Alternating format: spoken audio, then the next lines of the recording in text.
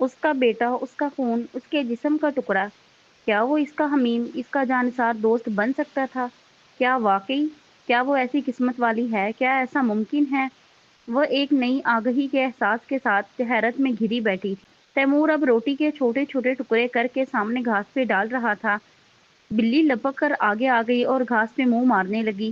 بلقیس کرسی پہ چڑھی اوپر بنے کیبنٹ کو کھولے کھڑی تھی، جبکہ وہ سامنے وہیل چیئر پہ بیٹھی گردن اوپر اٹھائے اسے ہدایات دے رہی تھی۔ اس کے اور ہمایوں کے ٹوٹے تعلق کی بات ابھی ملازموں تک نہیں پہنچی تھی۔ بلو کلر کا ویلوٹ کور کا البم ہوگا، سائیڈ پہ دیکھو، یہ والا بی بی۔ اس نے البم نکال کر وہیں سے لہرایا۔ یہ مہرون ہے بلقیس، میں بلو کہہ رہی ہوں، نیلا آسمانی رنگ۔ وہ اس البم کی تلاش میں اسٹڈی کے کئی دراز اور شیلف چھنوا چکی تھی۔ اب اوپر والے کیبنٹ کی باری آئی تھی۔ ایک منٹ جی، شاید اسے کچھ نظر آیا تھا۔ کچھ دیر اندر سر گھسائے ہاتھ مارتی رہی، پھر کہیں پیچھے سے کھینچ کے البم نکالا۔ یہی ہے، لاؤ مجھے دو۔ اس نے سکون کی گہری سانس اندر کو کھینچا۔ لیں جی، بلکہ اس نے ننگے پاؤں زمین پہ رکھے اور البم اس کو پکڑا کے چپل اڑچنے لگی۔ میں ذرا ہانڈی دیکھ لوں۔ ہاں جاؤ۔ اس نے البم دونوں ہاتھوں میں لیا، اس پہ جمی گرد جھاڑی اور پہلا صفحہ کھولا۔ یہ آگا ہاؤس میں کھینچی گئی ملی جلی تصاویر کا البم تھا۔ جب وہ اپنی شادی کے سال بعد آگا ہاؤس گئی تھی تو واپسی میں اپنی کچھ دوسری چیزوں کے ساتھ اسے بھی لے آئی تھی۔ اس میں زیادہ تصاویر اس کی اپنی تھی، کہیں وہ 13 سال کی تھی تو کہیں 19 سال کی۔ کچھ تصاویر خاندان میں ہونے والی شادیوں کی بھی تھی۔ وہ محو سی اسی کو دیکھتی صفحے پلٹنے لگی۔ معلوم نہیں یہ سب لوگ اب کدھر ہوں گے، سوائے آرزو کے کسی کا کچھ پتہ نہ تھا، اور آرزو سے اس کا پتہ وہ کرنا نہیں چاہتی تھی۔ ویسے بھی اس روز کے بعد وہ آرزو ادھر نہیں آئی تھی۔ یہاں ہر شام ہمایوں کہیں باہر کسی دوست کے ساتھ اس وقت شام کی چائے پیتے ہیں، اور دوستی کا ایک نظارہ تو وہ اس روز مرکز کے ریسٹورنٹ میں دیکھ ہی چکی تھی، تو اب مزید کوریدنے کی حاجت نہیں رہی تھی۔ اور رہی یہ لوگ تو ان کی تصویریں دیکھتے ہوئے وہ ہمیشہ کی طرح یہی سوچ رہی تھی کہ ان کا کیا بنا، کیا وہ ابھی تک بے مہار گھوم رہے ہیں؟ یا اللہ، ان کی رسی کھینچی۔ ظلم اور والدین کی نافرمانی دو ایسے گناہ ہیں جن کی سزا دنیا میں بھی لازمی ملتی ہے، تو کیا ان کو سزا ملی؟ کیا ان کو احساس ہوا؟ اور سب سے بڑھ کر کیا اس شخص کو سزا ملی جو اس وقت اس کے سامنے تصویر میں مسکرا رہا تھا؟ آغا فواد کریم، آغا جان کا ولی عہد، جس نے اس کو بکاؤ مال بنایا، بلیک میل کر کے تمام جائیداد اپنے نام لکھوائی اور پھر اس کی گردن پہ پستول رکھ کے فرشتے کو دھمکایا، گھر سے نکلوایا، اور بعد میں جانے وہ ہمایوں کو آ کر کیا کہہ گیا تھا کہ ہمایوں اس کی شکل دیکھنے کا بھی روادار نہیں تھا۔ ہانڈی نہیں لگی تھی، شکر ہے مالک کا۔ بلقیس تیزی سے اندر داخل ہوئی۔ اس نے خیالات سے چونک کر سر اٹھایا۔ ہائے، کتنے سونے فوٹو ہیں! یہ آپ کے گھر والوں کے ہیں جی؟ وہ کھلے البم کو اشتیاق سے دیکھ کر اس کے کندھے کے ساتھ کھڑی ہو گئی اور سر جھکائے دیکھنے لگی۔ ہاں، میرے رشتے دار ہیں۔ اس نے صفحہ پلٹا۔ اگلے صفحے پر آرزو اور فواد تائی اماں کے ساتھ کھڑے تھے۔ یہ خاندان کی کسی شادی کا فوٹو تھا۔ یہ تو وہ ہیں۔ بلقیس گویا حیرت زدہ رہ گئی۔ تب اسے یاد آیا بلقیس نے ہی تو اسے فواد کے آنے کا بتایا تھا، شاید وہ اسے پہچان گئی تھی۔ یہ آپ کے رشتے دار ہیں جی؟ یہ تو ادھر آتی رہتی ہیں، کمال ہے، مجھے تو پتہ ہی نہیں تھا۔ کون یہ لڑکی؟ اسے حیرت ہوئی۔ وہ تو سمجھی تھی بلقیس فواد کی بات کر رہی ہے۔ ہاں جی، یہ آرزو بی بی۔ اس نے آرزو کے چہرے پہ انگلی رکھی۔ ہاں، یہ میری کزن ہے، اور یہ ساتھ فواد ہے جو ہمایوں کے پاس آیا تھا۔ آیا ہوگا جی، وہ ابھی تک اشتیاق سے آرزو کے کپڑے دیکھ رہی تھی۔ اس کے انداز میں ذرا سی لاپرواہی تھی۔ یکدم محمل کو کچھ کھٹکا۔ اسے لگا وہ کسی غلط فہمی کا شکار ہے۔ بلقیس، یہ وہی بندہ ہے جو اس روز ہمایوں کے پاس آیا تھا جب ہمایوں نے فرشتے کو ڈانٹا تھا؟ اس نے البم ذرا سی اس کے قریب کی۔ تمہیں یاد ہے تم نے مجھے بتایا تھا؟ نہ جی، یہ تو کبھی نہیں آیا۔ یہ کبھی نہیں آیا؟ اسے جھٹکا لگا تھا۔ تو پھر وہ کون تھا؟ پتہ نہیں جی، کوئی آپ کا رشتے دار تھا، آپ کے چچا تایا کسی کا بیٹا تھا۔ میرے چچا کا بیٹا؟ ایک منٹ، یہ دیکھو۔ وہ جلدی جلدی البم کے صفحے پیچھے کو پلٹنے لگی، پھر حسن کی تصویر پہ رکی۔ یہ تھا؟ نہیں جی، یہ تو بڑا بابو لگ رہا ہے۔ وہ تو عمر میں کم تھا۔ کیا مطلب کم تھا؟ وہ الجھی۔ بلقیس متذبذب سی کھڑی تھی، جیسے اپنی بات صحیح نہ پہچان پا رہی ہو۔ اچھا، یہ تو نہیں تھا؟ اس نے ساتھ لگی وسیم کی تصویر کی طرف اشارہ کیا۔ بلقیس پہلے نہ جی میں سر ہلانے لگی، پھر یہ قدم رک گئی اور چہرے جھکا کر غور سے تصویر کو دیکھا۔ کافی دیر وہ تصویر کو بغور دیکھے گئی۔ ہاں، یہ والا تھا، یہی تھا۔ تو کیا وسیم؟ وہ بھی حیران بھی نہ ہو پائی تھی کہ بلقیس نے معیز کی شکل پہ انگلی رکھی۔ جو تصویر میں وسیم کے ساتھ کھڑا تھا یہ سدرا کی منگنی کی تصویر تھی۔ معیز؟ وہ معیز تھا؟ معیز آیا تھا؟ وہ ششدر رہ گئی۔ یہی تھا بی بی، مجھے اچھی طرح یاد ہے، ابھی ذرا بچہ لگ رہا ہے، مگر شاید یہ پرانی تصویر ہے، جب ادھر آیا تھا تو اس سے بڑا تھا، مسیں بھیگ رہی تھی، قد بھی اونچا لمبا تھا، میں آپ کو کہہ رہی تھی نا کہ عمر میں کم تھا۔ وہ ایسی دم خود بیٹھی تھی کہ کچھ کہہ ہی نہ سکی۔ تصویر میں موئز 12 سال کا تھا، اب 20 کا ہوگا، اور جب وہ ادھر آیا تھا تو یقیناً 17 برس کا ہوگا۔ مگر وہ کیوں آیا؟ وہ کیوں ہمایوں سے لڑا؟ وہ دونوں کیوں بلند آواز میں جھگڑتے رہے؟ بہت سے سوال تھے جن کے جواب اسے معلوم نہ تھے۔ بلقیس سے پوچھنا بیکار تھا، اس سے پہلے جب اس کے کزن کا ذکر کیا تھا تو ایسے تزئین سے ان اور وہ آئے، جیسے الفاظ استعمال کیے تھے کہ وہ بالکل غلط سمجھ بیٹھی۔ مگر خیر، بلقیس کا قصور نہیں تھا اور پتہ نہیں کس کا قصور تھا۔ اس نے بے دلی سے البم بند کیا اور میز پہ رکھ دیا۔ چمکیلی صبح برآمدے میں پھسل رہی تھی۔ بلقیس پائپ لگائے سفید سنگ مرمر کا چمکتا برآمدہ دھو رہی تھی۔ وہ صبح ناشتے کا وقت تھا۔ ہمایوں کو اس کے کمرے میں ناشتہ دے کر بلقیس اب یہاں مصروف تھی۔ تیمور کدھر تھا؟ اسے کچھ پتہ نہیں تھا۔ وہ آج اپنی فجر کی تلاوت نہ کر سکی تھی۔ اب ادھر وہیل چیئر پہ بیٹھ کر وہی کرنا چاہ رہی تھی، مگر بار بار دھیان بڑھ جاتا تھا۔ بلقیس پائپ اٹھائے برآمدے سے نیچے اتر گئی۔ اب ڈرائیو وے پہ پانی ڈال رہی تھی۔ برآمدے کے فرش پہ کہیں کہیں پانی چمک رہا تھا۔ دقتاً دروازہ کھلا تو وہ چونک کر دیکھنے لگی۔ ہمایوں عجلت بھرے مصروف انداز میں کف بند کرتا ہوا باہر آ رہا تھا۔ اس نے محمل کو ادھر بیٹھے دیکھا کہ نہیں، اس کے بے نیاز انداز سے یہ پتہ لگانا مشکل تھا۔ وہ سیدھا اپنی گاڑی کی طرف بڑھ گیا۔ بلقیس نے جھاڑو اٹھائی اور بھاگ کر پائپ ڈرائیو وے سے ہٹایا۔ چوکیدار جو گھاس کا کتر رہا تھا پھرتی سے آگے بڑھا اور گیٹ کے دونوں پٹ کھول دیے۔ وہ گاڑی میں بیٹھا، زور سے گاڑی کا دروازہ بند کیا اور پیچھے دیکھتا ہوا گاڑی نکال کر لے گیا۔ گیٹ کے دونوں پٹ کھلے رہ گئے۔ چوکیدار نے ابھی انہیں بند نہیں کیا تھا۔ وہ واپس درانتی اٹھائے گھاس کی طرف آ گیا تھا۔ بلقیس پھر سے پانی کا فوارہ سفید بجری کے ڈرائیو وے پہ ڈالنے لگی۔ وہ سر جھٹک کر اپنی آیات کی طرف متوجہ ہوئی، مگر پھر پڑھتے پڑھتے نگاہ پھسلی۔ پہلے ناخنوں کے کناروں کو دیکھا، پھر ہاتھوں کو، پھر ان سے ہوتی ہوئی پیروں پہ جا ٹکی اور پھر سے پانی کے پائپ کی طرف بھٹک گئی۔ کھلے گیٹ کے اس پار سامنے والوں کا گیٹ بھی کھلا نظر آ رہا تھا۔ وہ بے دھیانی میں کسی سوچ میں گم ادھر دیکھے گئی۔ سامنے والوں کے گیٹ کے پاس ایک لڑکی کھڑی تھی۔ اس کے کندھے پہ پیارا سا پھولے پھولے گالوں والا بچہ تھا۔ ساتھ ہی گاڑی کا دروازہ کھولے ایک گڈ لکنگ سا آدمی مسکرا کر انہیں کچھ کہہ رہا تھا۔ لڑکی ہنس رہی تھی، پھر وہ آدمی جو غالباً اس کا شوہر تھا گاڑی میں بیٹھ گیا اور لڑکی بچے کا ہاتھ پکڑ کر بائے بائے کے انداز میں گاڑی کی طرف ہلانے لگی۔ بچہ کلکاریاں مار رہا تھا۔ آدمی نے مسکرا کر ہاتھ ہلایا اور گاڑی سٹارٹ کرنے لگا۔ ایک مکمل اور خوبصورت فیملی۔ وہ چپ چاپ ان تینوں کو دیکھے گئی، یہاں تک کہ گاڑی فراٹے بھرتی سڑک پہ آگے نکل گئی اور لڑکی بچے کو کندھے سے لگائے گیٹ بند کرنے لگی۔ اس نے ہولے سے سر جھٹکا اور اپنی بالکل خاموش نظریں واپس قرآن پہ جھکا دی اور پڑھا آگے کیا لکھا ہوا تھا۔ اس کی طرف مت دیکھا کرو جو ہم نے دوسرے جوڑوں کو عطا کیا ہے۔ محمل نے بے اختیار ٹھنڈی سانس لے کر سر اٹھایا، پھر ادھر ادھر گردن کھپائی۔ بلقیس اپنے کام میں مگن تھی اور چوکیدار اپنے کام میں۔ وہاں کسی نے اس کی وہ ایک لمحے کی نظر نہیں پکڑی تھی، مگر اس نے ذرا سی گردن اٹھا کر اوپر آسمان کو دیکھا۔ مگر کوئی تھا جو اس کی لمحے بھر کی بھی بھٹکی نگاہ پکڑ لیتا تھا اور کسی دوسرے کو بتاتا بھی نہیں تھا۔ خاموشی سے اسے تنبیہ کر دیتا تھا، اسے سمجھا دیتا تھا۔ بہت احسان تھے اس کے اس پر، وہ تو شکر بھی ادا نہیں کر سکتی تھی۔ بلقیس، آج کون سا دن ہے؟ ایک دم اسے خیال آیا تو اسے پکارا۔ جمعہ ہے جی۔ وہ اب پائپ بند کر کے اسے سمیٹ رہی تھی۔ او اچھا، اسے یاد آیا، آج سورہ کہف پڑھنی تھی، جانے وہ کیسے بھول گئی۔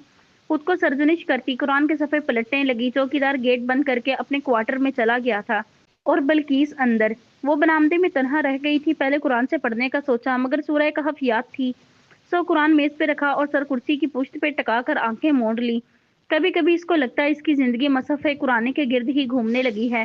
اس کا کوئی دن ایسا نہ گزرتا تھا جس میں اس کا کردار نہ ہو۔ ہر لمحے، ہر وقت وہ قرآن کو اپنے ساتھ رکھتی تھی۔ اب اس کے بغیر اس کا گزارا بھی نہیں تھا۔ آنکھیں موند کے وہ بسم اللہ پڑھ کے سورہ کہف پڑھنے لگی۔ اس ٹھنڈی صبح میں ہر طرف خاموشی اور میٹھی چاشنی چھا گئی تھی۔ وہ آنکھیں مونڈے اپنی تلاوت کر رہی تھی۔ ام حسبت ان اصحاب الکہف والرقیم۔ ابھی اس نے 9ویں آیت اصحاب الکہف تک ہی پڑھی تھی کہ کسی نے اگلا لفظ والرقیم پڑھ دیا۔ اس کے ہلتے لب رک گئے۔ بہت حیرت سے چونکتے ہوئے اس نے آنکھیں کھولی۔ سامنے کھلے دروازے میں تیمور کھڑا تھا، اپنے نائٹ سوٹ میں ملبوس۔ کچی نیند سے خمار آلود آنکھیں لیے وہ بنا پلک جھپکے اسے دیکھ رہا تھا۔ وہ سانس روکے اسے دیکھے گئی۔ چند لمحوں کے لیے سارے میں سناٹا چھا گیا۔ وہ دونوں بنا پتلیوں کو حرکت دیے ایک دوسرے کی آنکھوں میں دیکھ رہے تھے، اور پھر اسی طرح تیمور کی بھوری آنکھوں کو نگاہوں میں لیے اس نے ہولے سے لب کھولے اور پھر سے وہ آیت دہرائی، ام حسبت ان اصحاب الکہف وہ دانستہ رکی تو تیمور کے ننھے سرخ ہونٹ حرکت کیے۔ والرحیم کانوا من آیاتنا عجبا، اس نے اسے اپنی نظروں کے حصار میں لیے آیت مکمل کی۔ تیمور اسی طرح ساکت سا مجسمہ بنے کھڑا تھا، جیسے برآمدے اور لان میں مبہوت ہوئی خلق کا حصہ ہو۔ ادھر آؤ، وہ بنا پلک جھپکے اسے دیکھتے ہوئے بولی۔ وہ کسی معمول کی طرح آہستہ سے چھوٹے چھوٹے قدم اٹھاتا اس کے قریب آیا۔ اس نے اس کے ہاتھ تھامنے کو دونوں ہاتھ بڑھائے اور کسی سحر زدہ شخص کی طرح تیمور نے اپنے چھوٹے چھوٹے ہاتھ اس کے ہاتھ میں دے دیے۔ تمہیں کیسے پتا چلا اصحاب الکہف کے بعد والرحیم ہی آتا ہے؟ وہ خاموش کھڑا جیسے اسے خود بھی نہ معلوم ہو۔ تمہیں سورہ کہف آتی ہے؟ نرمی سے اس کے ہاتھ تھامے محمل نے پوچھا تو اس نے آہستہ سے نفی میں سر ہلایا۔ پھر تمہیں کیسے پتا چلا؟ اٹ جسٹ سلپڈ، پھر منہ سے نکل گیا۔ وہ اٹک اٹک کر بول رہا تھا، آنکھیں ابھی تک محمل کے چہرے پہ جمی تھی۔ اسے یاد تھا کہ تیمور کی پریگننسی میں وہ ہر جمعہ کو یوں ہی بیٹھ کر آنکھیں مونڈے بلند آواز میں سورہ کہف پڑھا کرتی تھی، تاکہ وہ جنم لینے سے قبل ہی قرآن کا عادی ہو، اور شاید وہ واقعی عادی ہو گیا تھا، اور شاید 7 سال بعد اس نے یہ آواز سنی تھی۔ تمہیں اور صورتیں آتی ہیں؟ اس نے پھر نفی میں سر ہلایا۔ وہ اپنے ہاتھ ابھی تک محمل کے ہاتھ میں دیے کھڑا تھا۔ تمہیں قرآن پڑھنا آتا ہے؟ اس نے اس بات میں گردن کو جنبش دی۔ مسجد جاتے ہو یا کہیں اور سے سیکھا ہے؟ قرآن گھر پہ قاری صاحب لگوائے تھے ڈیڈی نے۔ کتنی دفعہ قرآن ختم کیا ہے؟ 2 ٹائمز۔ کیا قاری صاحب کا قرآن بھی یوں ہی سنا کرتے تھے جیسے میرا سنتے ہو؟ نہیں، وہ بالکل اچھا نہیں بولتے تھے۔ اور میں، آپ اچھا بولتی ہو۔ وہ ابھی بھی اٹک اٹک کر بول رہا تھا۔ اور فرشتے کا اچھا لگتا ہے؟ شی نیور ریڈس، وہ کبھی نہیں پڑھتی۔ وہ ریسائٹ تلاوت کو ریڈ پڑھنا کہہ رہا تھا، مگر وقت اس کی غلطی نکالنے کا نہیں تھا، نہ ہی یہ بتانے کا کہ وہ کون سا پڑھتی ہوگی۔ وہ لمحے تو بہت خاص تھے، ان کو ضائع نہیں کرنا تھا۔ تمہیں ایسا پڑھ سکتے ہو؟ نو، اس نے نفی میں گردن ہلائی۔ پڑھنا چاہتے ہو؟ وہ خاموش کھڑا اسے دیکھتا رہا۔ محمل نے آہستہ سے اس کے ہاتھ چھوڑے۔ کل صبح پھر پڑھیں گے، اور سر وہیل چیئر کی پشت سے ٹکا کر آنکھیں موند لی۔ اس نے سوچا کہ اسے کھلا چھوڑ دے، اگر وہ اس کا ہوا تو واپس آ جائے گا، نہ ہوا تو نہ آئے گا۔ کافی دیر بعد اس نے آنکھیں کھولیں تو تیمور ادھر نہیں تھا۔ فرش کا پانی سوکھ چکا تھا، چڑیاں اڑ گئی تھیں، سرخ کیڑے اپنے بلوں میں جا چکے تھے، چونٹیاں بکھر گئی تھیں، سفید بلی بھی واپس چلے گئی تھی۔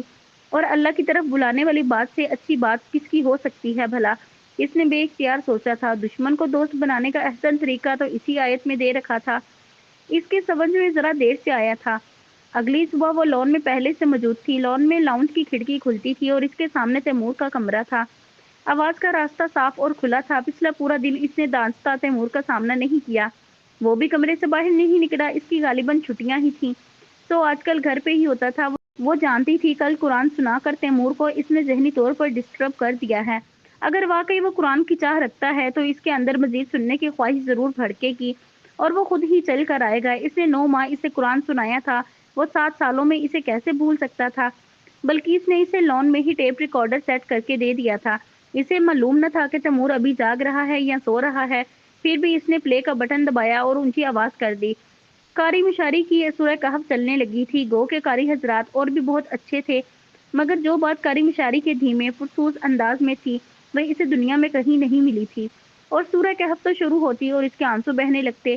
پہلا رکوع ابھی ختم ہی نہیں ہوا تھا کہ برآمدے کا دروازہ کھلا اور تیمور بھاگتا ہوا برآمدے کی سیڑھیاں اتر کر گھاس پہ آیا۔ پھر اسے بیٹھے دیکھ کر اس کے قدم سست پڑ گئے۔ وہ کوہنیوں تک آستین فولڈ کیے ہوئے تھا، جن کے کنارے اور اس کے بازو گیلے تھے، پاؤں بھی دھلے لگ رہے تھے، شاید وضو کر کے آیا تھا۔ اس نے مسکرا کر سر خم کر کے اسے سامنے بیٹھنے کا اشارہ کیا۔ وہ سر جھکائے آہستہ آہستہ چلتا ہوا قریب آیا اور سامنے والی کرسی پہ بیٹھ گیا۔ دونوں خاموشی سے سر جھکائے بیٹھے۔ وہ مدھر مترنم سی آواز سنتے جا رہے تھے جو غار والوں اور کتے والوں کا قصہ بیان کر رہی تھی۔ ان چند نوجوانوں کا قصہ جو کہیں چلے گئے تھے، اور 2 باغوں کے مالک کا قصہ جسے اپنی مال اور دولت پہ، اولاد پہ بہت غرور تھا، اور موسیٰ علیہ السلام کا قصہ جو اللہ کے ایک بندے سے ملنے اس جگہ کو ڈھونڈ رہے تھے جہاں مچھلی نے سمندر میں راستہ بنایا تھا، اور اس گردش کرنے والے آدمی کا قصہ جو سفر کرتا ہوا مشرق سے مغرب جا پہنچا تھا۔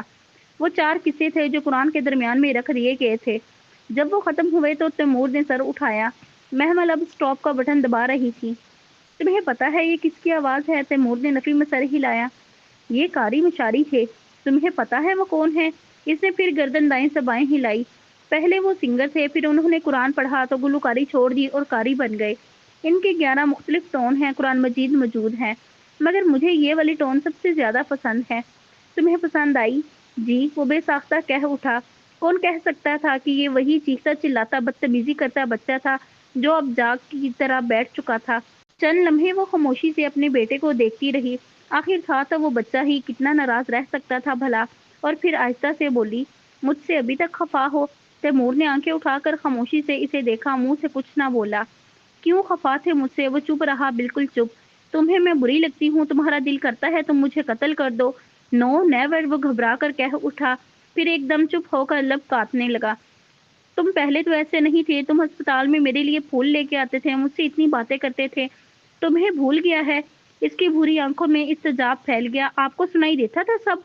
زندگی میں پہلی دفعہ اس نے محمل سے یوں بات کی۔ وہ اندر سے تڑپ کر رہ گئی۔ تمہیں لگتا تھا کہ میں اپنے تیمور کی باتیں نہیں سنوں گی؟ کیا ایسا ہو سکتا ہے؟ اس نے الٹا سوال پوچھا۔ تردید نہیں کی، نہ جھوٹ بولنا چاہتی تھی، نہ ہی اسے مایوس کرنا چاہتی تھی۔ آپ پھر اس رات بولتی کیوں نہیں تھی جب ڈیڈی نے مجھے مارا تھا؟ آپ کو سب سنتا تھا تو آپ بولتی کیوں نہیں تھی؟ اس کی آواز بلند ہونے لگی تھی، غصے سے نہیں، دکھ سے۔ میں بول نہیں سکتی تھی، بیمار تھی۔ اور ڈیڈی نے تمہیں کیوں مارا تھا؟ وہ تڑپ کر رہ گئی، مگر بظاہر خود کو کمپوزڈ رکھا۔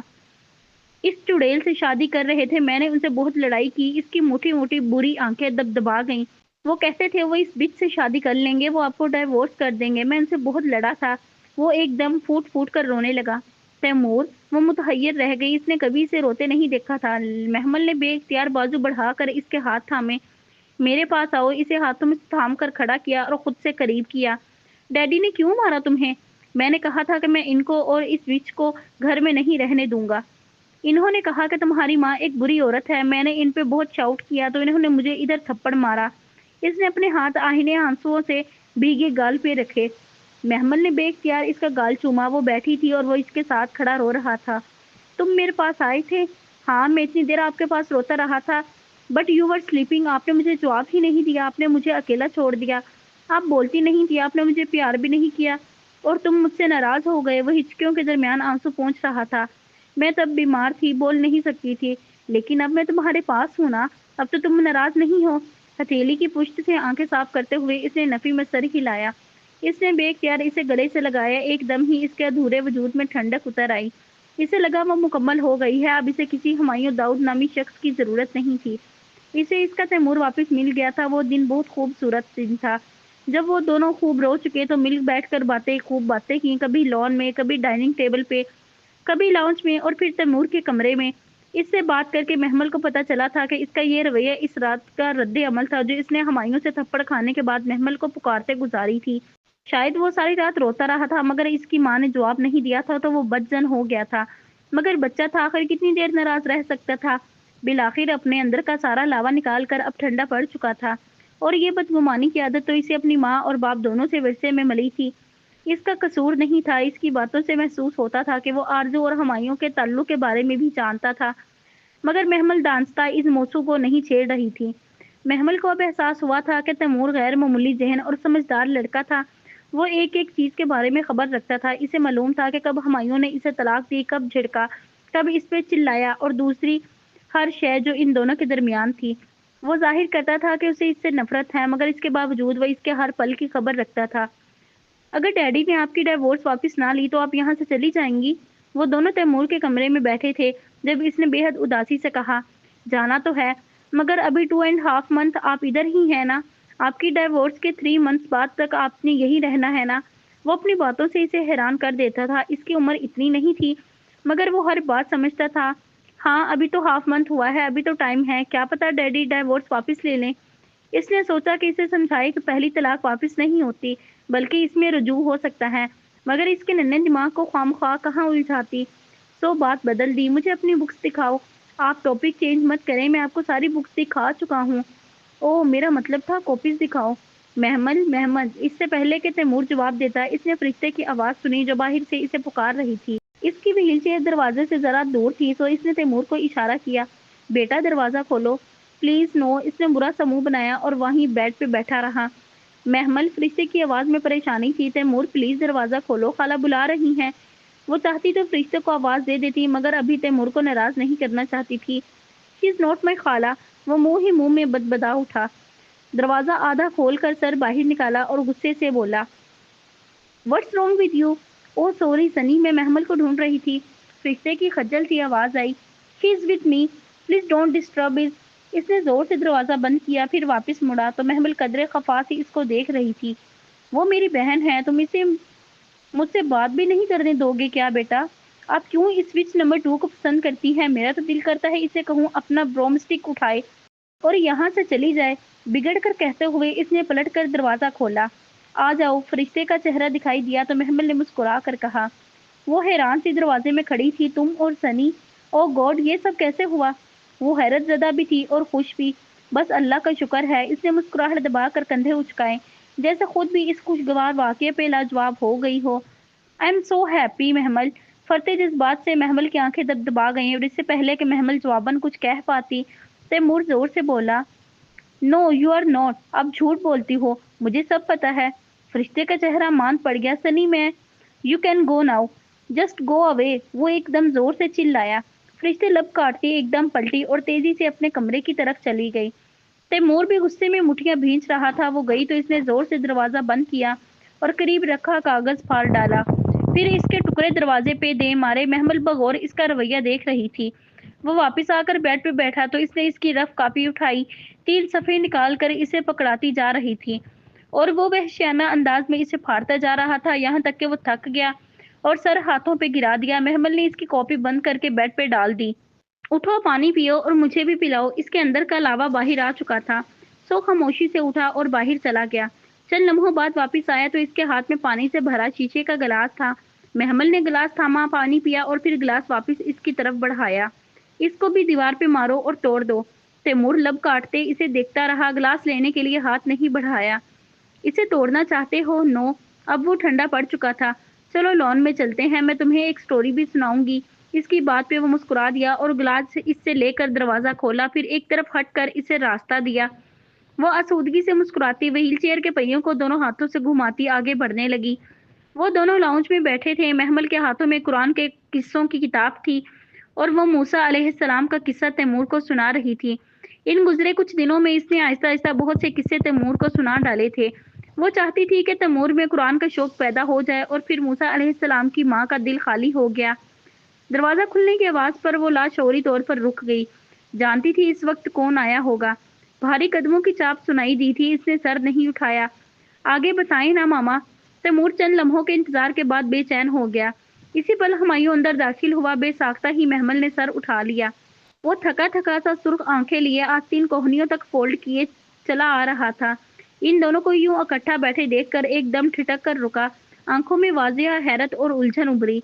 वो पिछले दिनों काफी देर से घर आ रहा था और सिपाही इत्तेफाक वो इनकी इस दोस्ती के बारे में कुछ जान ही ना सका था। महमल ने निगाहें किताब पर झुका ली और आगे पढ़ने लगी। इसी लम्हे फोन की घंटी बजी। तैमूर सोफे से उठा और लपक कर फोन रिसीव किया। हेलो। कुछ देर तक वो दूसरी तरफ सुनता रहा, फिर सर हिलाया। जी वो है। एक मिनट। वो रिसीवर हाथ में पकड़े महमल की तरफ घूमा। इसी पल हुमायूं के कमरे का दरवाजा खुलने की आवाज आई। मामा आपका फोन है। कौन है? वो जरा हैरान हुई। इसके लिए भला कहाँ फोन आते थे? वो कह रहे हैं इनका नाम आगा फवाद है। तैमूर ने रिसीवर इसकी तरफ बढ़ाया। तार लंबी थी, रिसीवर इस तक पहुंच ही गया। आगा फवाद, वो भी यकीनी से बड़बड़ाई, फिर रिसीवर थामा। कितनी ही देर वो सुन इसे कान के साथ लगाए बैठी रही। है हेलो। वो मुश्किल लफ्ज घोंटों से निकल ही पाया था कि किसी ने सख्ती से रिसीवर इसके हाथ से खींच लिया। महमल ने बुरी तरह चौंक कर पीछे देखा। मेरे घर में ये सब नहीं होगा। यहाँ से जाकर जो भी करना हो कर लेना। रिसीवर हाथ में लिए हुए दृष्टि से कहता हुआ वो महमल के साथ आगा फवाद को भी सुना चुका था। वो शिशदर सी बैठी रह गई। हुमायूं ने एक शोला बार निगाह इस पे डाली और रिसीवर खट्टाक से क्रेडल पे डाल दिया। फिर जैसे आया था इसी तरह तेज तेज सीढ़ियां चढ़ता गया। तैमूर खामोशी से मगर बगौर सब देख रहा था। हुमायूं वापिस हो लिया तो वो आहिस्ता से महमल की तरफ बढ़ा। मामा। इसने होले से महमल का हाथ छुआ, फिर हिलाया। वो इसी तरह चल सी बैठी थी। एक बार पहले भी इनका फोन आया था आपके लिए। डैडी ने तभी इनको कहा था यहाँ कोई महमल नहीं रहती। मामा, डैडी इनके साथ ऐसा क्यों करते हैं? वो तो आपके कजन है ना। वो अभी तक सुन रही थी। पहली बार हुमायूं ने इतनी जहरीली बात की थी। इतना सारा जहर इसके अंदर किसने भर दिया था? अच्छा छोड़े ना, मुझे स्टोरी आगे सुनाई। वो इसके साथ सोफे पे बैठ गया और इसका हाथ हिलाकर इसे मतवज्जा किया। महमल ने सर झटक कर किताब उठा ली। वो लॉन में बैठी थी और तैमूर पानी का पाइप उठाए घास पे पानी का छिड़काव कर रहा था। कतरे मोतियों की तरह सब्ज घास पे गिर रहे थे। जब इसे जिंदगी में घुप अंधेरा नजर आने लगा था, वहीं पे फजर की पहली किरण चमकी थी। हुमायूं की बेवफाई का गम अब इतना शदीद नहीं रहा था जितना इससे कबल था। तैमूर की मोहब्बत मरहम का काम कर रही थी। शाम उतर रही थी जब इसने गेट पर आहट सुनी तो गर्दन मोड़ के देखा। फरिश्ते ने बाहर से हाथ अंदर करके गेट का हुक खोला था और अब वो दरवाजा खोल के दाखिल हुई थी। इसके हाथ में हैंडबैग था। वो अपने मखसूस स्याह अबाया और स्कार्फ में मलबूस थी, जिसमें इसका चेहरा दमक रहा था। वो गालिबन मस्जिद से आ रही थी। इस वक्त वो इधर पढ़ाने जाती थी। अस्सलाम वालेकुम। जल्दी आ गई? इसे आता देखकर महमल ने मुस्कुराकर मुखातिब किया। हाँ, बस जरा थक गई थी। वो थकान से मुस्कुराती इसकी तरफ चली आई। खाना खा लें, आपने दोपहर में भी कुछ नहीं खाया था। हाँ, खाती हूँ, इसने थके थके अंदाज में कहकर उंगली से कनपट्टी सहलाई। इसकी मखरूती उंगली में चांदी की वही अंगूठी थी जो वो अक्सर देखती थी। जाने क्यों वो महमल को कदरे परेशान लग रही थी। खैरियत फरिश्ते, मुझे आप टेंस लग रही हैं। नहीं तो वो फीका सा मुस्कुराई। तभी फासले पे खड़े तैमूर ने पाइप फेंका और इनकी तरफ आया। वो टेंस भी हैं तो आप क्यों केयर करती हैं? Just leave her alone. वो बहुत गुस्से और बदतमीजी से बोला था। महमल ने फरिश्ते की मुस्कुराहट को वाजिह मान पड़ते देखा। इसका दिल दुखा। तैमूर बेटा, वो तुम्हारी खाला है, ऐसे बात। जस्ट गो, चली जाओ आप यहाँ से। वो पैर पटक कर चीखा। बिल्कुल हमायत का परतू। सॉरी सनी। वो शिकस्तगी से उठी, बैग हाथ में लिया और तेज तेज कदमों से लॉन की रविश पार कर गई। और जहां मेरी मामा हो वहां मत आया करो। वो इसके पीछे चला आया था। महमल ने तासुब से बरामदे में देखा जहां फरिश्ते दरवाजा बंद करके गायब हो गई थी। तैमूर अभी तक लब भींचे दरवाजे को देख रहा था। उफ, ये लड़का, कैसे समझाऊं इसे कि तुम्हारे बड़े तुम्हारे दुश्मन नहीं हैं। वो सर झटक कर रह गई। वो किचन में अपनी व्हील चेयर पे बैठी थी। गोद में टोकरी थी जिस पे मटर रखे थे। तैमूर बल्कीस के साथ मरकज तक गया था। वो मटर छीलते हुए लाशौरी तौर पर इसका इंतजार कर रही थी। किचन का दरवाजा नीम बंद था। वो वैसे भी इस सिमत में बैठी थी कि लाउंज में नजर ना आ सकती थी। तब ही इसे बैरूनी दरवाजा खुलने की आवाज आई और साथ कदमों की चाप भी। फिर करीब आती आवाजें। मटर छीलते इसके हाथ ठहर गए। ऐसा कब तक चलेगा हुमायूं? वो आरजू थी और तनक कर कह रही थी। क्या? अनजान मत बनो, हम कब शादी कर रहे हैं? इनकी आवाज करीब आ रही थी। वो दम साधे बैठी रह गई। मटर के दाने हाथ से फिसल गए। कर लेंगे, इतनी जल्दी भी क्या है? क्या मतलब जल्दी? इतना अरसा हो गया है तुम्हें इसे तलाक दिए हुए। इसकी इद्दत खत्म हो लेने दो। और कब खत्म होगी वो? 1-2 हफ्ते रहते हैं, वो रसान से कह रहा था। वो दोनों वहीं लाउंज के वस्त में खड़े बातें कर रहे थे। क्या इसकी इद्दत खत्म होने से पहले हम शादी नहीं कर सकते? नहीं। इसका अंदाज इतना सर्द महर और कतई था कि पल भर को आरजू भी चुप रह गई। मगर हुमायूं, इसने कहना चाहा, कहा नहीं ना। वो अब सख्ती से बोला था। अगर तुम्हें मंजूर नहीं है तो बेशक शादी ना करो, चली जाओ। वो तेजी से सीढ़ियां चढ़ता चला गया। नहीं हुमायूं, सुनो, रुको। वो खुलाई हुई सी इसके पीछे लपकी। सीढ़ियां चढ़ने की आवाज मदम हो गई तो वो दोनों अब इससे बहुत दूर जा चुके थे। मामा। कितनी देर बाद तैमूर ने इसे पुकारा तो इसने चौंक कर सर उठाया। वह इसके सामने खड़ा था। अगला पार्ट इंशाल्लाह कल अपलोड कर दिया जाएगा। अगर आज की एपिसोड आपको अच्छी लगी तो वीडियो को लाइक करें, दोस्तों के साथ शेयर करें और हमारे चैनल को सब्सक्राइब करें। शुक्रिया।